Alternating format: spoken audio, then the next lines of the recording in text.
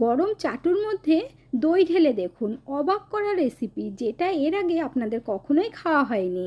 একদম সহজ পদ্ধতিতে তৈরি করে দেখাবো, যেটা রেস্টুরেন্টে গেলে কিন্তু অনেক দাম নিয়ে নেয়, কিন্তু আপনারা জানতেও পারেন না সেটা কিভাবে তৈরি করা হয়। নমস্কার বন্ধুরা, মিঠুস ওভেনে আপনাদের সবাইকে স্বাগত জানাই। আজ আমি আরও একটি নতুন ভিডিও নিয়ে চলে এসেছি আপনাদের জন্য। প্রথমে আমরা একটা লোহার চাটু বসিয়ে দেবো গ্যাসের ওপরে, তারপর ভালোভাবে গরম করে নেব, একদম যেন ভালো গরম হয়। এরপর দিয়ে দেব 1 কাপ টক দই।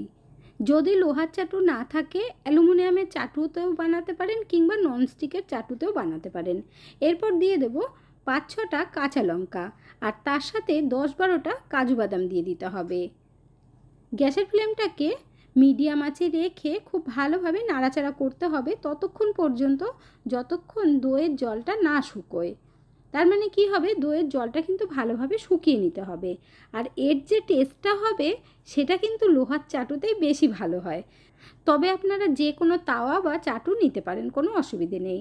আপনারা দেখতেই পাচ্ছেন আস্তে আস্তে দইটা শুকিয়ে যাচ্ছে, আর লঙ্কাটা কিন্তু সিদ্ধ হয়ে আসছে, এর সাথে কাজুটাও সিদ্ধ হয়ে যাবে। তো আমরা দইয়ের জলটাকে ঠিক এইভাবে শুকিয়ে নেব। তারপর গ্যাসের ফ্লেমটা আমরা অফ করে দেব, আর তারপর খুব ভালোভাবে ঠান্ডা করে নিতে হবে। এরপর নিয়ে নেব 2টো পেঁয়াজ আর 2টো টমেটো। তো প্রথমে আমরা পেঁয়াজগুলোকে কেটে নেব, তবে আপনারা যে কোনোভাবে কাটতে পারেন, কোনো অসুবিধে নেই। বন্ধুরা, আজকের এই ভিডিওটা যদি আপনাদের ভালো লেগে থাকে তাহলে আমার চ্যানেলটিকে অবশ্যই সাবস্ক্রাইব করবেন, পাশে থাকা বেল আইকনটি দাবিয়ে দেবেন, সবার সাথে শেয়ার করবেন, আর একটা লাইক করতে ভুলবেন না কিন্তু। আপনারা যখন রেস্টুরেন্টে খেতে যান দেখবেন অনেক ডিশ আছে যেটা কিন্তু আমরা জানতেই পারি না, বা আপনারাও জানতে পারেন না কিভাবে তৈরি করা হয়, তবে কিছুটা আইডিয়া করে কিন্তু নেওয়াই যায়। তো আজ সেই রকমই একটা রেসিপি, যেটা রেস্টুরেন্টে গেলে অনেক দাম নিয়ে নেয়, তবে আমি কিন্তু একদম কম খরচে ঘরে তৈরি করে দেখাচ্ছি, যাতে করে আপনারাও বানিয়ে খেতে পারেন। পেঁয়াজগুলো কাটা হয়ে গেছে। এরপর না 2টো টমেটো নিয়ে নেব, আর একদম পাকা পাকা টমেটো নেবেন। টমেটো দুটোকেও রাফলি কেটে নিতে হবে, এমন নয় যে যে কুচিয়ে কাটতে হবে, এমন কোনো ব্যাপার না। আজকের এই ভিডিওটা কিন্তু কেউ স্কিপ করে দেখবেন না বন্ধুরা, তাহলে কিন্তু পস্তাতে হবে, আর দেখার পর আপনারা প্রত্যেকেই অবাক হয়ে যাবেন। 2টো টমেটোই কাটা হয়ে গেছে, এখন আমরা এগুলো সাইডে রেখে দেব। তারপর নিয়ে নেব একটা পেঁয়াজ, মানে একদম ছোট সাইজের একটা পেঁয়াজ নিয়ে নিচ্ছি, আর তার সাথে একটা কাঁচা লঙ্কাও লাগবে। তবে এই পেঁয়াজটা কিন্তু একদম কুচিয়ে কাটতে হবে, সেটা আপনি স্লাইস করেও কাটতে পারেন বা টুকরো করেও কাটতে পারেন, মোট কথা ভালোভাবে কুচিয়ে নিতে হবে। এখানে আপনাদের দেখিয়ে দিচ্ছি, পেঁয়াজটা ছাড়িয়ে দেখুন পাতলা পাতলা করে স্লাইস করে নিয়েছি, বা আপনারা এইভাবে ছোট টুকরোও করে নিতে পারেন, কোনো অসুবিধে নেই। এখানে আপনারা দেখতেই পাচ্ছেন এই পেঁয়াজটাও আমাদের কাটা হয়ে গেছে। এরপর লঙ্কাটাকেও একদম ছোট ছোট টুকরো করে কেটে নিতে হবে। আমি এখানে একটা লঙ্কা দিচ্ছি, তবে ঝাল সম্পূর্ণই আপনাদের ওপরে, আপনারা যেমন খাবেন তেমন দেবেন। এখন এই পেঁয়াজ আর লঙ্কা এগুলো কিন্তু আলাদা করে রেখে দিতে হবে। এরপর আমরা মিক্সির ছোট জার নিয়ে নেব, আর এগুলো কিন্তু ভালোভাবে ঠান্ডা হয়ে গেছে। এখন এগুলো দিয়ে দিতে হবে জারের মধ্যে। তো ঠান্ডা হবার পর খুব ভালোভাবে পেস্ট করে নেবেন, তবে সবটা দেবার পর না অল্প একটু জল দিতে হবে, না হলে পেস্ট করতে একটু অসুবিধে হয়ে যাবে। এখানে দেখুন বন্ধুরা, পেস্ট করা হয়ে গেছে, তো আমি একটা আলাদা বাটির মধ্যে ঢেলে নিচ্ছি, কারণ এই মিক্সির জার আমাদের পরে কাজে লাগবে। পেস্টটা দেখে বুঝতেই পারছেন একদম স্মুথ হয়েছে। তারপর একটা ফ্রাই প্যান বসিয়ে দিয়ে 1 চামচ মতো সাদা তেল দিয়ে দেব, আর তেলটা গরম হলে অল্প গোটা জিরে দিতে হবে। জিরেগুলো একটু লাল লাল করে আমরা ভেজে নেব। এরপর আমরা যে আগে থেকে পেঁয়াজটা কেটে রেখেছিলাম সেগুলো দিয়ে দিতে হবে। পেঁয়াজটা দিয়ে আমরা বেশ লাল লাল করে ভেজে নেব। এই পেঁয়াজগুলো ভাজতে খুব বেশি টাইম লাগবে না, 2-3 মিনিট ভালোভাবে ভাজলে হয়ে যাবে। যখন দেখবেন এই রকম কালার চলে এসেছে, তখন কিন্তু এর মধ্যে কেটে রাখা টমেটোগুলো দিয়ে দিতে হবে। দেখুন একটু লাল হয়ে গেছে, তো এই সময় আমরা টমেটোগুলো দিয়ে দেব। টমেটো আর পেঁয়াজটা একসাথে এখন ভাজতে হবে। টমেটো যাতে তাড়াতাড়ি সফট হয়ে যায় তার জন্য এর মধ্যে একটু নুন দিয়ে দিতে হবে, তো সেটা আপনারা আপনাদের আন্দাজ মতো দেবেন। নুন দিয়ে আবারও খুব ভালোভাবে নাড়াচাড়া করে নেব। টমেটোর যখন দেখবেন একটু কাঁচা গন্ধটা চলে গেছে, তখন এর মধ্যে কিছু গুঁড়ো মশলা অ্যাড করতে হবে।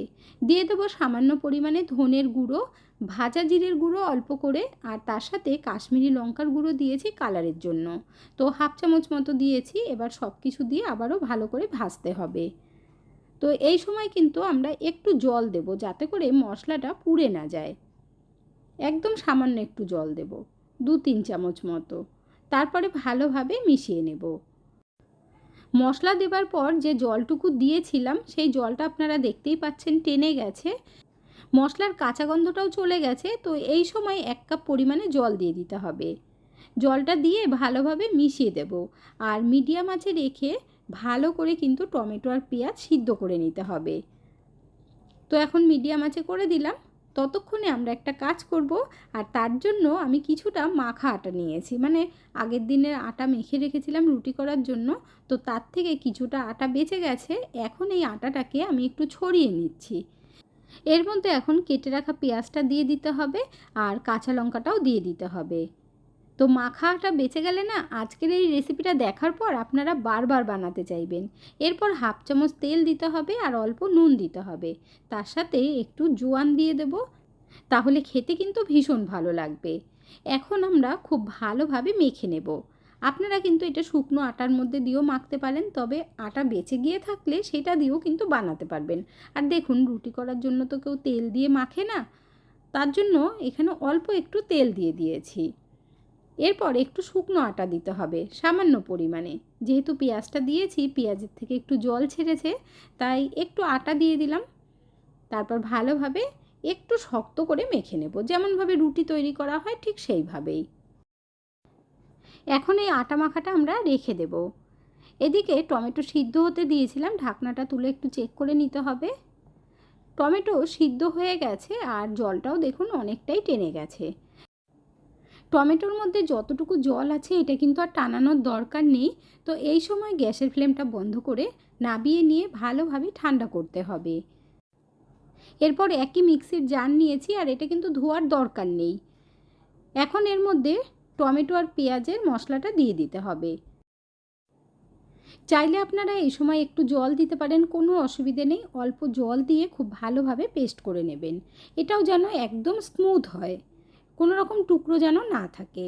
আপনাদের দেখিয়ে দিচ্ছি, দেখুন বন্ধুরা কত সুন্দর হয়েছে, আর কালারটাও দেখুন কি দারুণ হয়েছে। এরপর আমরা একটা ফ্রাই প্যান বসিয়ে দেব, আর এর মধ্যে ছোট চামচে 2 চামচ তেল দিয়ে দিতে হবে, তবে সাদা তেল দেবেন। তো তেলটা গরম হয়ে গেলে এই চাটনিটা আমরা ঢেলে দেব। চাটনিটা ঢেলে দিয়ে ভালো করে মিশিয়ে নেবেন, আর গ্যাসের ফ্লেমটাকে লো টু মিডিয়াম আঁচে রেখে একটু ফুটিয়ে নিতে হবে। যখন দেখবেন ফুট উঠেছে আর একটু শুকনো ভাব হয়ে এসেছে, তখন কিন্তু আগে যে পেস্ট করে রেখেছিলাম কাজু বাদাম টক দই সেটা দিয়ে দিতে হবে। তো দিয়ে খুব ভালোভাবে আপনারা মিশিয়ে নেবেন। আস্তে আস্তে দেখবেন এর কালারটা একটু চেঞ্জ হয়ে যাবে, আর দারুণ একটা চাটনি আমাদের তৈরি হয়ে যাবে, যেটা রেস্টুরেন্টে খেতে গেলে কিন্তু অনেকটাই দাম নেয়। তবে এই সময় গ্যাসের ফ্লেমটাকে একটু বাড়িয়ে দিয়ে ভালো করে ফুটিয়ে নিয়ে তারপর নামিয়ে নেবেন। আমাদের দারুণ সুস্বাদু একটা চাটনি তৈরি হয়ে গেছে। এখন আমরা একটা বোলের মধ্যে ঢেলে নেব। আপনারা এই চাটনিটা তৈরি করে 15 দিন রেখে খেতে পারবেন, তবে বন্ধুরা ফ্রিজে রাখবেন। আর চাটনির কনসিস্টেন্সিটা আপনারা দেখে বুঝতেই পারছেন, এতটাই ডিলিশিয়াস হয় এই চাটনিটা, এত চটপটা, কি বলবো বন্ধুরা, তৈরি না করলে কিন্তু বুঝতেই পারবেন না। রেস্টুরেন্টে যখনই খেতে যাবেন দেখবেন সামান্য পরিমাণে একটু দেয়, তবে আপনারা ঘরে তৈরি করলে অনেকটাই খেতে পারবেন, আর অনেক দিন রেখে খেতে পারবেন। টাকাও বেশি খরচা হবে না, ঘরে থাকা সামান্য কিছু উপকরণ দিয়ে তৈরি করে নিতে পারবেন। এরপর আমরা কিছুটা শুকনো আটা দিয়ে দিয়েছি বেলনি চাকির মধ্যে, আর তারপর পরোটা তৈরি করব, তার জন্য বেলে নিতে হবে। তবে এইভাবে না হাত দিয়ে একটু ছড়িয়ে নেবেন, তারপর বেলবেন। আর এটা কিন্তু একটু মোটা করে বেলবেন। চাইলে আপনারা বাটি দিয়ে কেটে গোল শেপ দিতে পারেন, তবে না কাটলেও চলবে, এটাও কিন্তু খুব একটা খারাপ হয়নি। তো আপনারা এইভাবে পরোটা বেলে নেবেন। এই পরোটাটা একটু জাস্ট মোটা হবে। তো দেখুন একটা বেলে নিয়েছি, তো এইভাবে আমি আরও একটা বেলে নেব। এই পরোটাটা যখনই বানিয়ে খাবেন না বন্ধুরা, সবাই কিন্তু এমনি পরোটা খাওয়া ভুলেই যাবে। একবার শুধু বানিয়ে দেখবেন। এখানে দেখুন বন্ধুরা, আরও একটা পরোটা বেলা হয়ে গেছে। এখন আমরা এগুলো ভেজে নেব। পেঁয়াজ পরোটাগুলো ভাজার জন্য ফ্রাই প্যান বসিয়ে দিয়েছি, আর ভালোভাবে গরম হবার পর একটা একটা করে পরোটাগুলো ভেজে নিতে হবে। প্রথমে দুই দিকটা ভালোভাবে সেঁকে নেবেন, তারপর লাল লাল করে ভেজে নেবেন। বন্ধুরা, আপনারা কে কোথা থেকে ভিডিওটি দেখছেন অবশ্যই কমেন্ট করে জানাবেন, তাহলে আমিও বুঝতে পারবো আমার বন্ধুরা কোথা থেকে দেখছেন। আপনারা সকলেই এত সুন্দর সুন্দর কমেন্ট করেন, আপনাদের কমেন্টগুলো পড়তে আমার ভীষণ ভালো লাগে। এইভাবে পাশে থেকে সাপোর্ট করার জন্য অসংখ্য ধন্যবাদ। এরপর হালকা করে একটু তেল ব্রাশ করে দেব। অতিরিক্ত তেল দেওয়ার দরকারই পড়বে না। একদম কম তেলে পেঁয়াজ পরোটাগুলো ভাজবেন, শুধু শুধুই দেখবেন গরম গরম উঠে গেছে।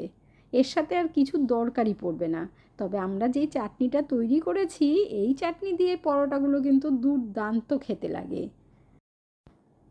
যেহেতু পেঁয়াজ পরোটাটা একটু মোটা হয়, তাই ভাজতে একটু টাইম লাগবে। তবে গ্যাসের ফ্লেমটাকে লো টু মিডিয়াম আঁচে রেখে ভাজবেন, তাহলে দেখবেন দারুণ হবে। দেখুন ভাজা হয়ে গেছে পেঁয়াজ পরোটা আমাদের। এখন গরম গরম সার্ভ করে নেব। একঘেয়ে রুটি সবজি খেতে দেখবেন কারোরই ভালো লাগে না। এইভাবে একবার বানিয়ে দেখবেন, সকলেই আপনার প্রশংসা না করে থাকতেই পারবে না। আর বাড়িতে যখন কোনো গেস্ট আসবে, আগে থেকেই এই চাটনিটা অবশ্যই বানিয়ে রাখবেন। এখন আমি আপনাদেরকে দেখিয়ে দিচ্ছি পরোটাটা কতটা সুন্দর হয়েছে। একটু ক্রিস্পি, আবার একদম মোলায়েম, যেটা খেতে দারুণ লাগবে। এই পেঁয়াজ পরোটাগুলো আমার পরিবারের সকলের এতটাই পছন্দের, সপ্তাহে আমাকে 2-3 বার বানাতেই হবে। তো আমি মেখে রাখা আটা দিয়ে তৈরি করেছি, তার মানে এই নয় যে আপনারাও এইভাবে তৈরি করুন।